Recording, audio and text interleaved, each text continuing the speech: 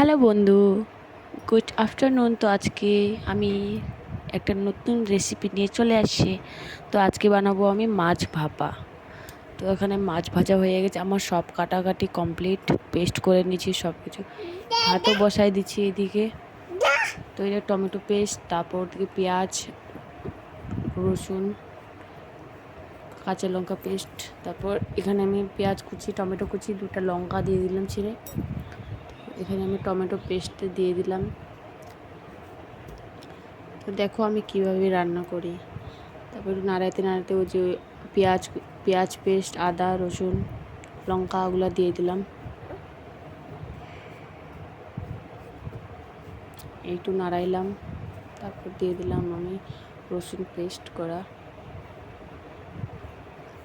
তো আরও একটু নাড়াই দিলাম, ভাজতে ভাজতে একটু টাইম লাগলো। তো ওদিকে মশলা দিয়ে দিলাম, তারপর দিলাম ধনে গুঁড়ো।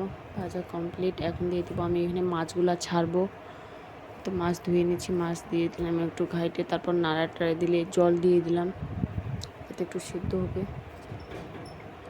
তো গাছ দুটো মাছের মাথা ছিল, ওটাও দিয়ে দিলাম। এইখানে আমি তানিশের জন্য খাবার বসাইলাম। তো মাছ আমার রেডি।